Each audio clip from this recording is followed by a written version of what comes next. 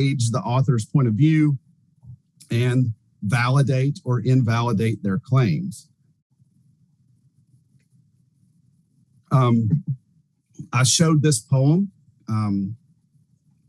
entitled White Privilege. There is some language in it that I tried to hit the mute button whenever she spoke them. That was one of the issues with the Ta-Nehisi Coates argument, was the language in it. Mind you, I'm teaching juniors and seniors in high school.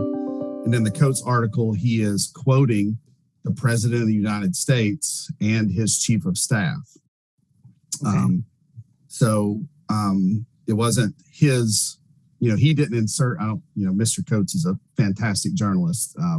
His vocabulary, I'm sure, is extensive. So, those words, he would not have to use those, but he could if he wanted to. He's that talented of a writer. But, and so because of the reprimand, and I showed the video and I attempted to redact the language. Some of them slipped through. The students, somebody complained about it. And I had a meeting with my director of schools. And a week later, I was called back in after that meeting and I was given dismissal papers. Wow. That happened on May the 5th, the same day that the state of Tennessee's General Assembly passed our version of the anti-CRT law. And the House passed it I read about it on Monday. And I was like, I never heard of, I didn't know this bill was coming down the pipe. I never even heard of critical race theory until I sort of stumbled into this national conversation. And then on May the 5th, I was dismissed. And that was the same day that the Senate passed our CRT bill. That became official. My dismissal became official on May the 10th. Okay. And I've been unemployed, terminated ever since. So, and here we are in January or February now, and I am still fighting this dismissal. And this will sort of transition into, I guess, what we can talk about. But the state of Tennessee's appeals process for tenured teachers is a 3-step process. The first step is you appeal to the Board of Education, and they hire an impartial hearing officer. I believe the director of schools chooses that hearing officer. The director of schools read my dismissal charges at a June the 8th school board meeting. And then the school board voted in sort of a grand jury style to continue with the dismissal. A grand jury will convict a ham sandwich is the term I think I've heard. And so they didn't hear my side of the story. They only heard the director of schools. So they voted on June the 8th to continue with that. And then in August 16th through the 18th, I had an appeal hearing. It took 3 days. A case of this situation involving this situation is unusual. My lawyer said it usually takes a morning, maybe 1 day at max. This took 3 days. Wow. So go May to August. And then I thought, well, maybe a week or two would go by and then you would get the decision, but the court reporter has to compile the transcript and they have to send it to the impartial hearing officer. The impartial hearing officer asked for closing briefs in my case, which extended his decision time. I did not receive a decision until October the 22nd. It was pushed.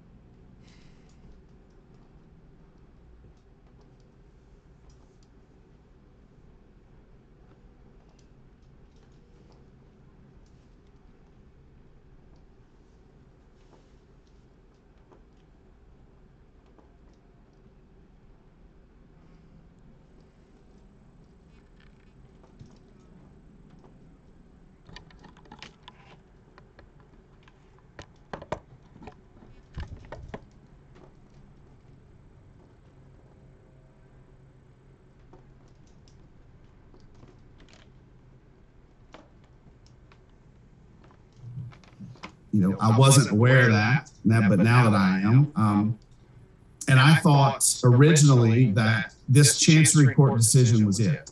Like whatever the chancellor decides, I'm done. I'll either get my job back or I won't, and this thing is over.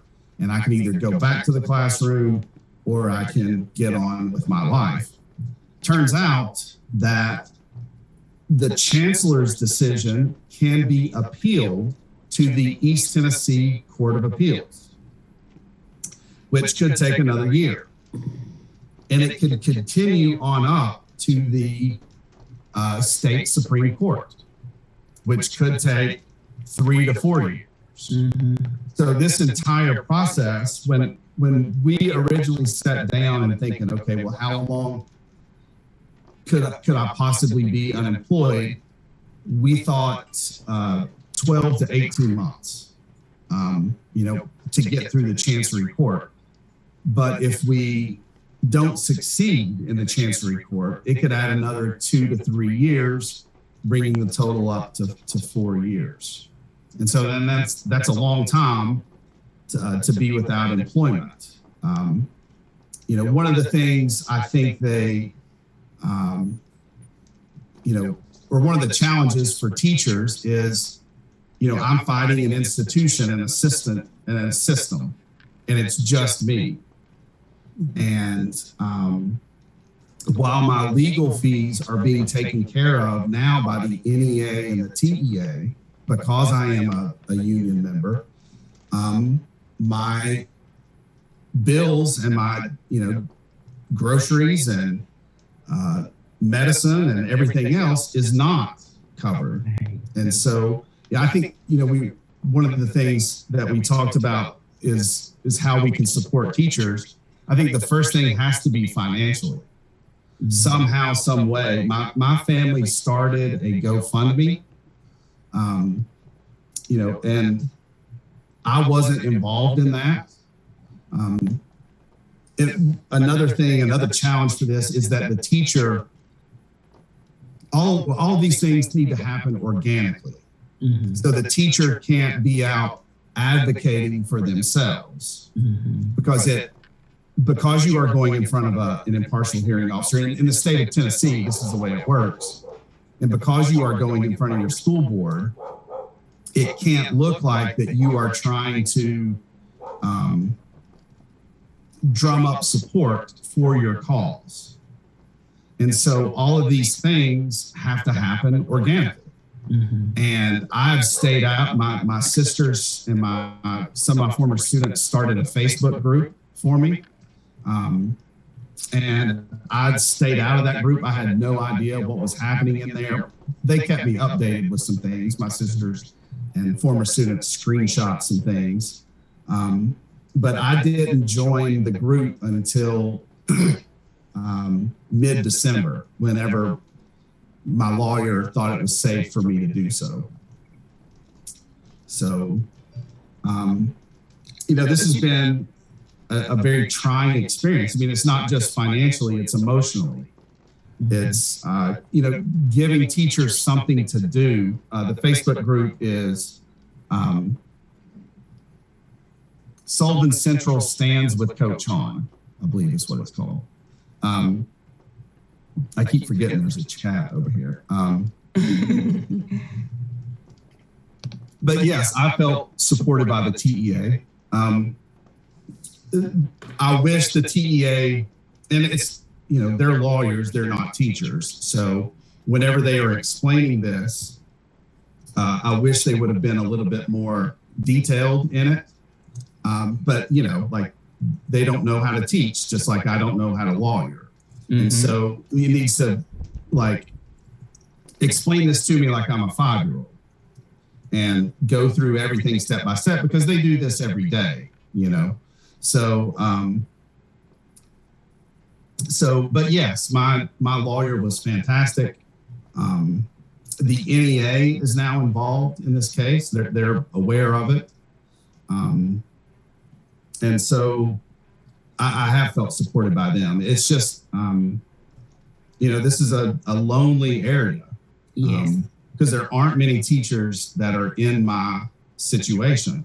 There's Amy Donofrio in Florida, who has a similar situation, but it's different than mine. There's Dr. James Whitfield in Texas, who I'm sure, Jennifer, you're familiar with. Yes. You're all down there who are in Texas. Well, we had our own teacher, Ricky Farah, who was reprimanded for... Yeah. I mean, ultimately, it was about having the book. This book is anti-racist. But good news for her was she filed a grievance. And it was, there's an NDA in place, but it appears that they removed the reprimand from her file. Oh, great. Yeah. I reached out to her through Facebook and just told her, this, if she needed support, if she needed to talk to somebody, that I was available. Yeah. Well, the sad thing is that there are parents that aren't even in her school that are still going after her and making accusations about her.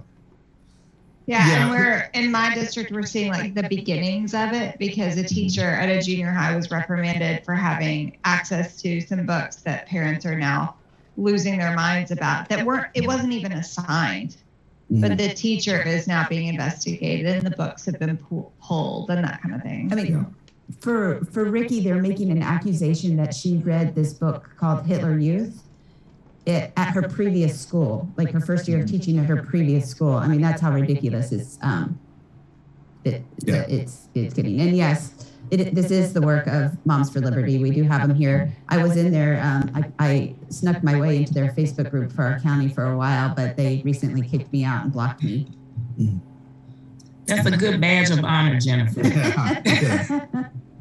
Yeah. It's one of the things that we're unaware of in my case is just who is complaining. We don't know. You can't get that information through an open records request? I'm sure that my lawyers will do that, but it wasn't brought to the appeal in August. Mm-hmm. So one of the things about my situation in the state of Tennessee is that this case is a de novo case, which means the chancellor has to rule on the record as it is, unless they believe some bit of information could help them in their decision, but nothing else can be added to the record.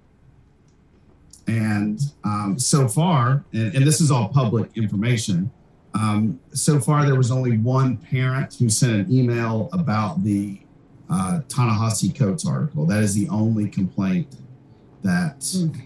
that seems really strange that, it kind of, and I hate to bring this even similarity, but it kind of reminds me of being accused of a crime and you not being able to see who the accuser is. I think that's a egregious process of, you're fighting everybody and nobody's telling you what the complaint was. That's crazy to me. Well, I know in Ricky's instance, they wouldn't even give her attorney a copy of the grievance filed against her. So that ain't right. No, it's not.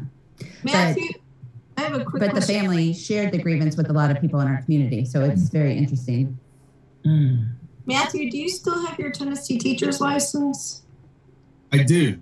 And if you go to the state's website, you can look up my license number just by my name.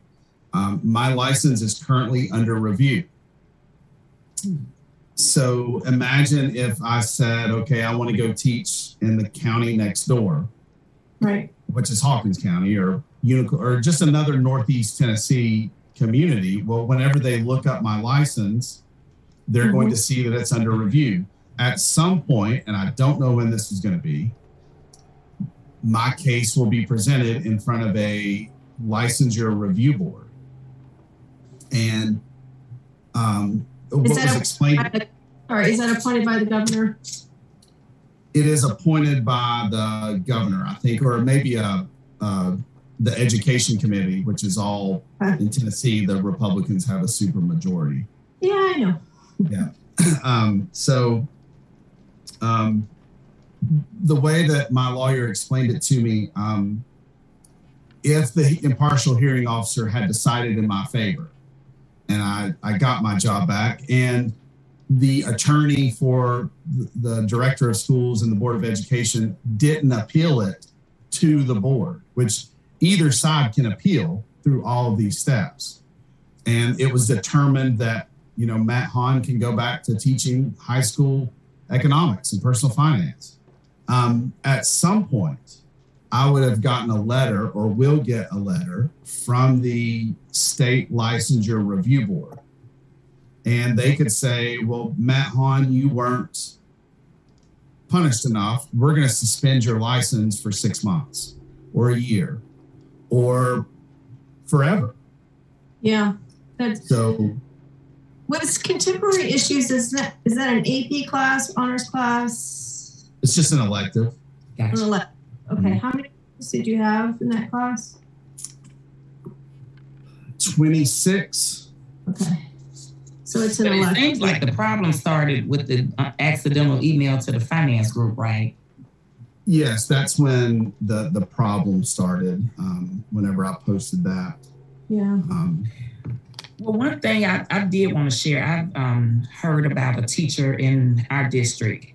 And if y'all don't mind, I'd like to read this.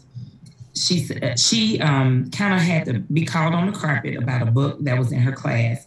She says the team lead picked the book, but the parents attacked her personally. I defended myself well, and the parents were happy when it was all said and done, but I shouldn't have to defend myself at all. The things they write to me were horrible. They said things like, no wonder our education is in the state it's in with teachers like you pushing your own political agenda and propaganda and not sticking to the important things. Demanded a meeting with her and the principal, and the VP had their back, but the principal did not. And I think the book was Just Mercy. So it was not. I'm sorry. It was not a book that that she chose or anything. So that's what's so troubling with this agenda that we have. Anything. So that's funny because that book was a book that a teacher was told here, not that they couldn't have it in their classroom, but as soon as we all started talking about it and making a big deal about it, they were like, no, we never said that. So they kind of backpedaled for us. However, if you do open records request in our district, you'll see that nobody has made a formal complaint about a book. There are informal complaints about books, and they haven't been removed. So it's interesting to see how this book stuff is going as well as part of this with teachers. There was another parent who complained about a book being taught in a classroom that was, again, it was picked by the team. The War That Saved Me, I think is the name of the book, because it had overt homosexuality and they went after the teacher. Mm-hmm.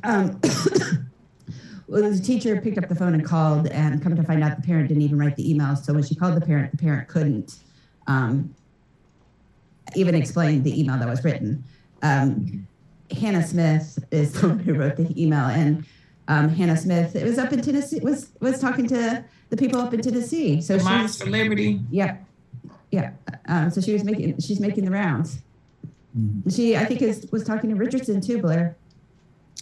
Mr. Hahn, one of the questions that I've kind of asked, with the future of the way that the people are treating our teachers and our educators, we try to be on the side of supporting them and advocating for them, whether it's pay and everything. And I know this, I'm asking you to use a crystal ball that you don't have. Yeah. But long term, how do we see this playing out for the protection of our staff? I mean, I just feel like it's a situation that we're kind of leaving them out to dry. We've got Moms for Liberty talking about their brainwashing SOBs and all of this. And I know one of the things here, right after we had all this news, now the governor is buddy with somebody and trying to look at charter schools for Tennessee. So I really feel like it's a larger plan to dismantle public education. And I just wanted to kind of see if you had any feedback on that. And I think sense. Lifting from women because of the rock. Sorry. I just wanted to add, on top of the charter schools, it's also about the 1776 curriculum. So it's in Tennessee, you got two things going on there. Mm-hmm. Okay. Thank you for bringing that up. All right. So where do you think we're heading with this, Mr. Hahn? What do you... Yeah, that's a great question. I think I've seen, there was a group from Tennessee who went to New Hampshire, and I don't remember the name of it, but one of the teachers that I've been talking to up there sent me a video of, they were training people to talk in front of school boards. And he flat out openly said, look, the goal is to end public education. Mm. And so, one of the things that we've experienced here is, by and large, the community is behind me and they back what I have done, especially in these rural areas, because a lot of teachers have grown up here and they have become a part of the community and are a part of the community. And when people have read my story, they come up to me in public and they say, hey man, we're with you. We appreciate what you did. That happened to me twice yesterday. And so I think one of the things is engaging those people, the sort of silent majority. and maybe they don't know how to get engaged in this, and don't understand, exactly what's at stake. But we need advocates for public education and for our teachers, and especially in Tennessee, because they gutted the tenure law, and we have very minimal strength in our unions. It's just not an area where we are very strong. So I was talking with a friend who said, if what happened to you happened in the Northeast, the teachers would have walked out of class. And while in Tennessee, it's a little bit different, right? Right. Yeah, it's just not. And they would have taken up money, from the union members. And so, but in Tennessee, the culture is a little different. We're not a union stronghold. So in ways to overcome that, it's going to have to come from the community. And in smaller communities, it's going to have to come from, the entire country or the entire state. And just, I think, putting a face to these stories, because you hear these things and you hear these books being banned. Well, what's that doing to the teacher? And I think if people see that and they hear my story, and that's one of the reasons why I do things like this, and I talk to the media, is so people will understand just exactly that there's a human cost to this, and teachers are, scared, and and I really feel like they don't have a voice. I mean, like that text I was telling you about, that was sent to a fellow educator, and I happened to see it, but they just don't have anybody to advocate for them, and so that's one of the things that we at One Wilco try to do, but it's hard. I mean, we got a few teachers that are involved with us in our work. But, that comes with the challenge of you kind of, seeing what's going to happen and if you'll be retaliated against. So I definitely, and that was one of the things that I wanted to kind of share. I definitely want to be cautious of your time. We're approaching the last 15 minutes. But, is there anything that these local community groups can do? I know you talked about sharing the teacher stories.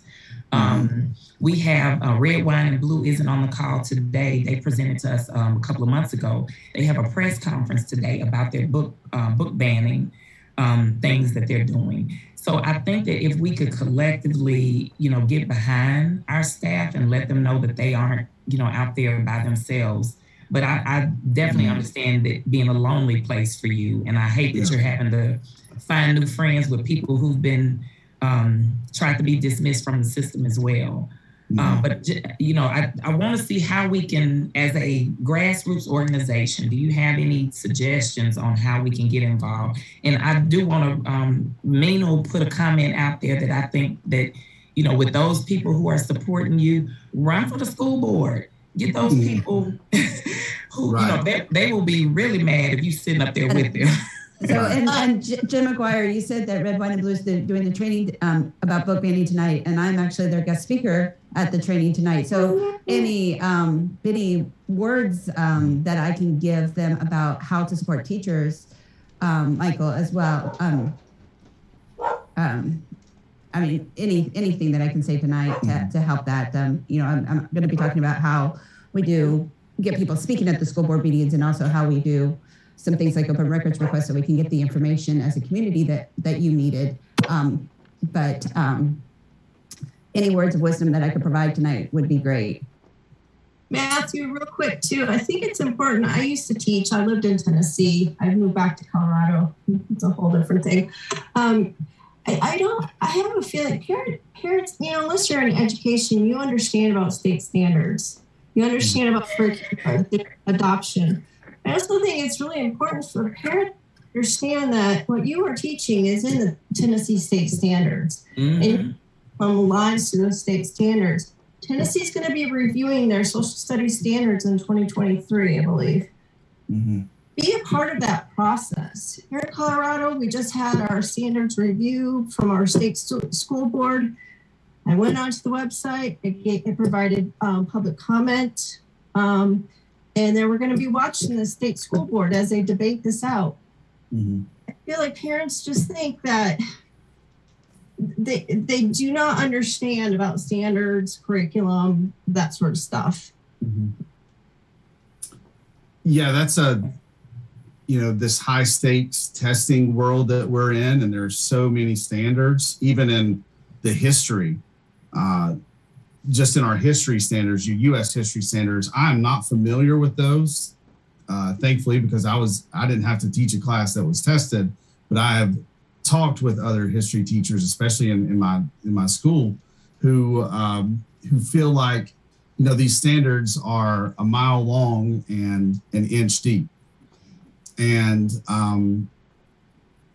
so I'm kind of getting lost. Where you want me, just things that people can do. I think one of the things is to understand, sort of the price of high stakes testing and the impact that it has on educators and teachers.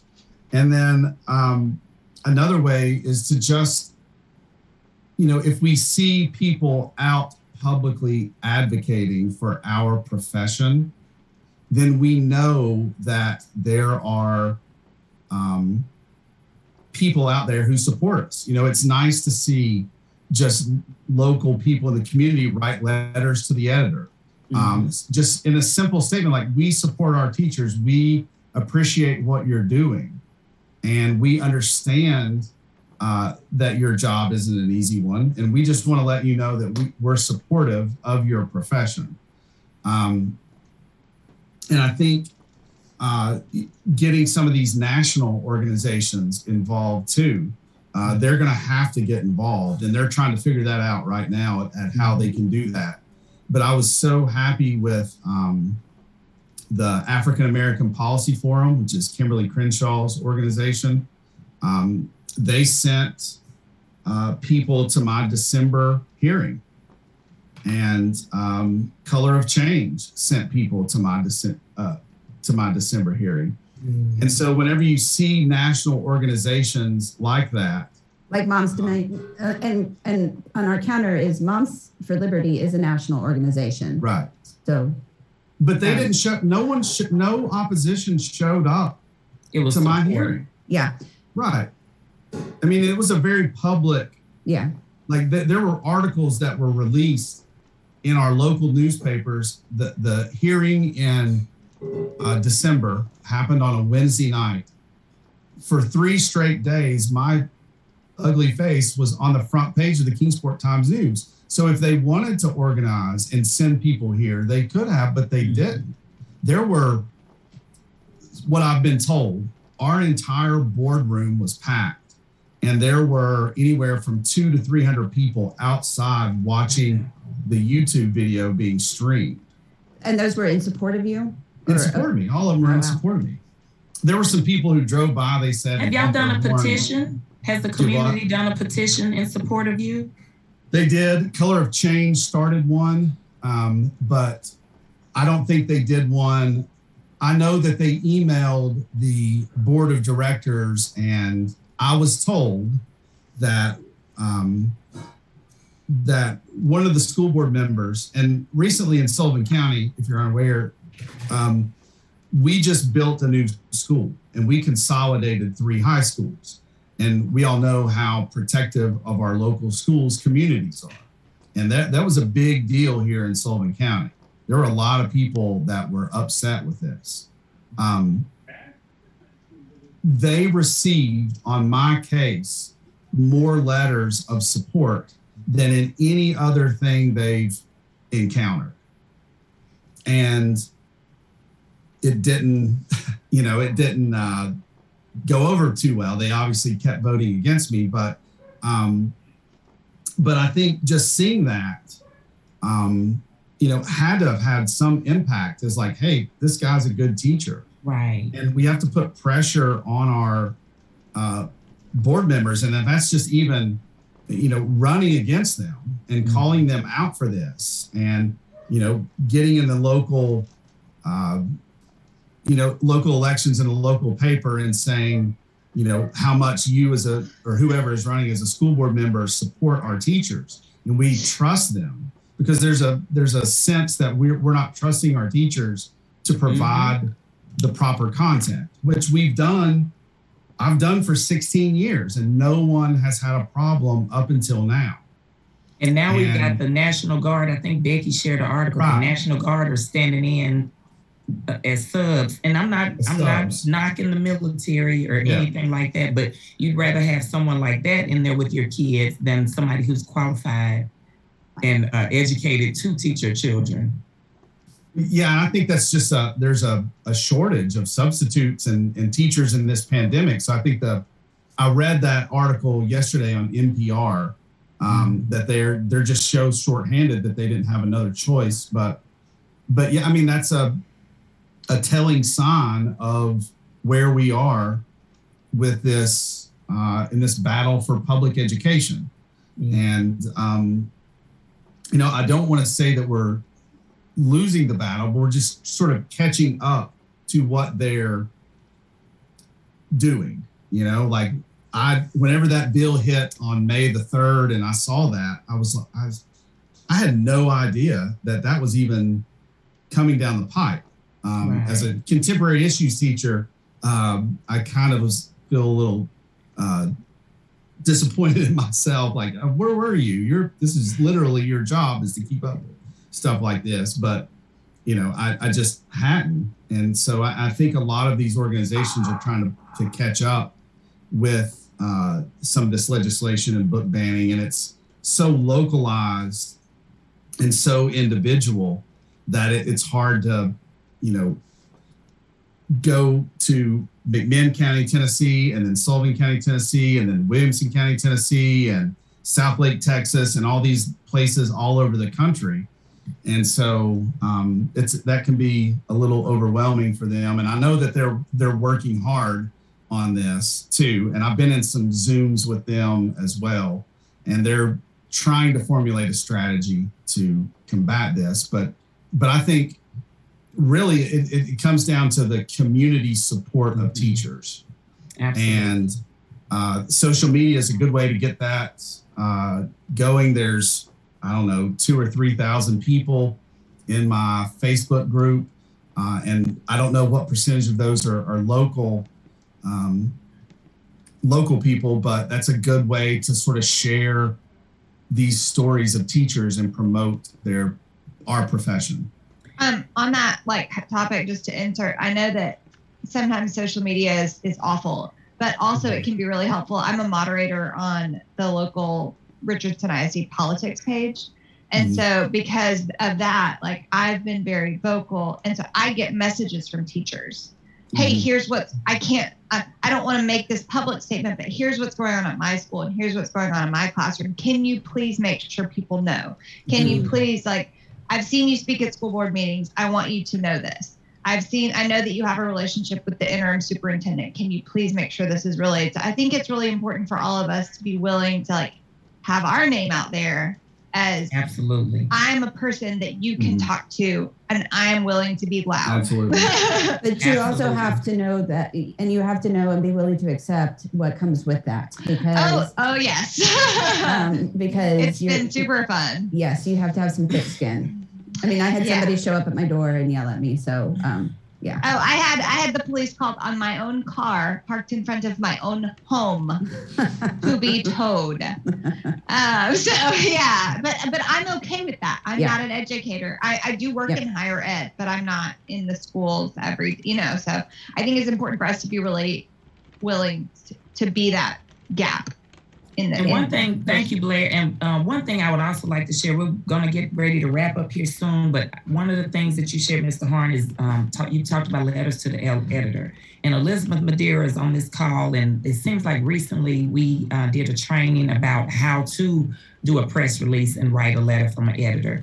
And so I would just implore each of you in your own districts, if you can get a letter to the editor or opinion that can be written. And that's a good way to kind of, get that information out there, to show the teacher support, to show that we care about our teachers and our staff and things. And I'm not sure if you can do that from an organizational perspective, but once we're able to kind of get some of that out there, hopefully that will kind of catch hold and pick up some other people who are maybe just standing by and don't know what to do. A lot of people don't know what to do unless they're asked and engaged.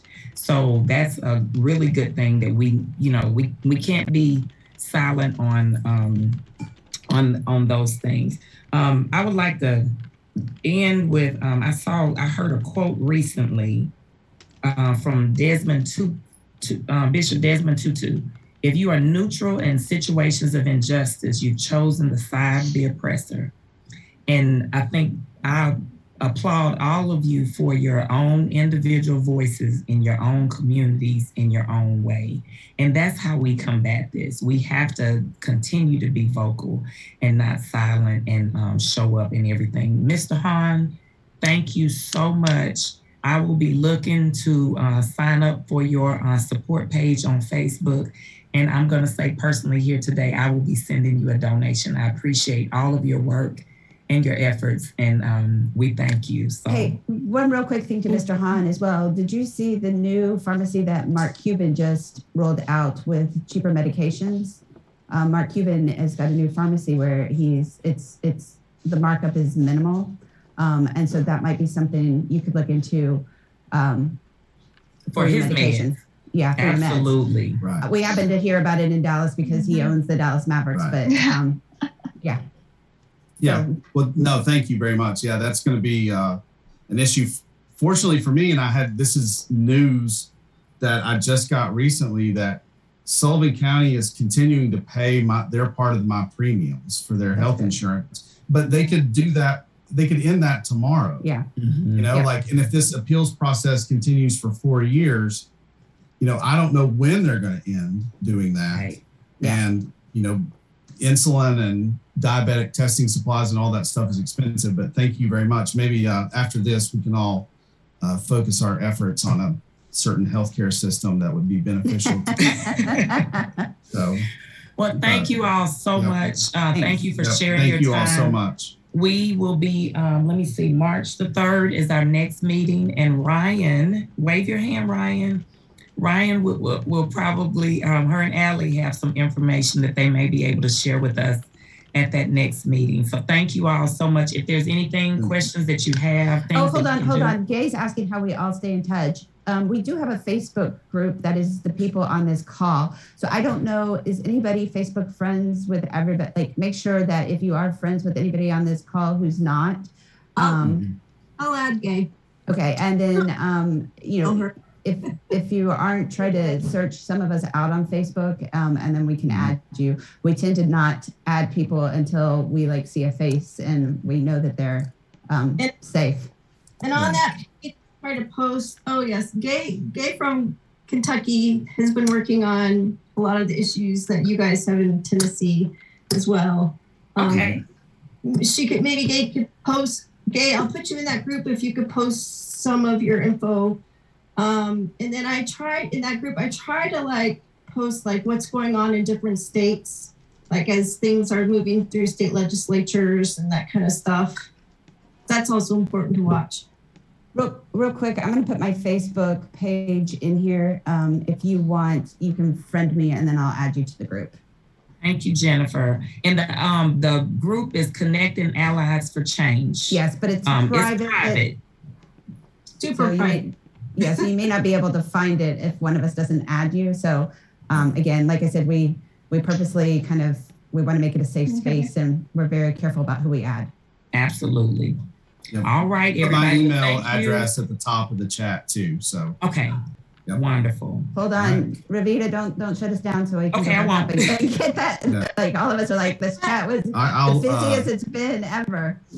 Are we at an hour? An hour? Yeah, there it is. Thank you, Al. Thank you, Allie. All right. Give me just a second. Info Matthew Hahn. Mm-hmm.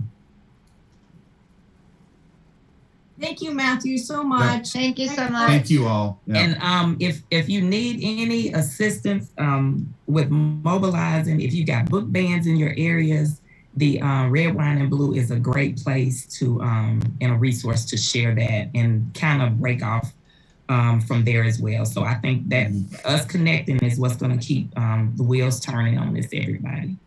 Yeah. Thank you all very much. I appreciate it. Thank you all. Have a good day. Bye, everyone. You all too. Bye. Bye-bye.